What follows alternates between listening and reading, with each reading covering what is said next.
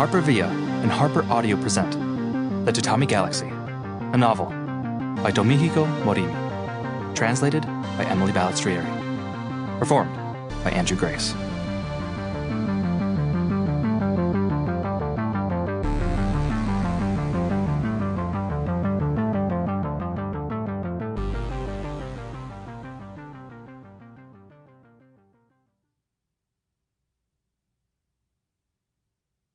A note before we begin. Don't forget to download the accompanying enhancement PDF from your audiobook provider or go directly to www.harpercollins.com/pages/The Tatami Galaxy. The enhancement contains a glossary. It will be referred to throughout as the enhancement. 1. Tatami and the Obstructor of Romance. Let's just say I accomplished absolutely nothing during the 2 years leading up to the spring of my junior year in college.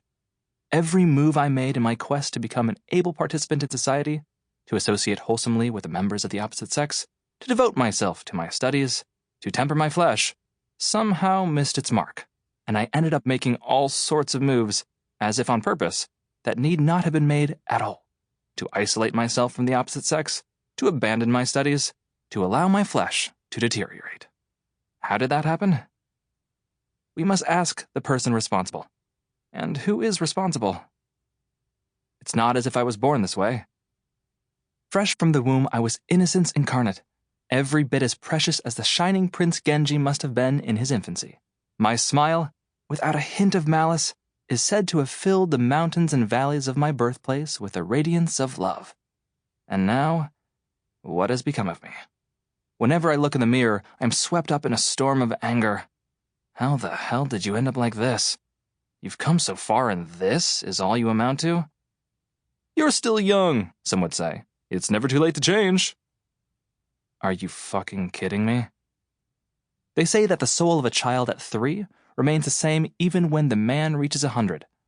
So what good can it do for a splendid young man of 21, nearly a quarter century old, to put a lot of sloppy effort into transforming his character? The most he can do in attempting to force the stiffened tower of his personality to bend is to snap it right in half. I must shoulder the burden of my current self for the rest of my life. I mustn't avert my eyes from that reality. I can't look away, but it's just so hard to watch. It's said that people who become an obstacle to someone on their path to love will be kicked by a horse and die. So as a rule, I stay away from the riding grounds on the lonely north edge of campus. If I were to go anywhere near there, the unbroken horses would probably fly into a rage and jump the fence to gang up on me. I'd be trampled into shreds of soiled meat you couldn't even use to make sukiyaki. For the same reason, I'm also terrified of Kyoto Prefecture's mounted police. Why am I so scared of horses? Because even among people I don't know, I am notorious as an obstructor of romance. I am a dark Cupid, costumed as a god of death who wields not arrows of love, but a battle axe. Red threads of destiny are strung around like infrared sensors, and I cut every last one in range, severing the invisible bonds between would-be lovers. Young men and women have shed barrels of bitter tears over these acts of mine. It's the height of injustice, I know.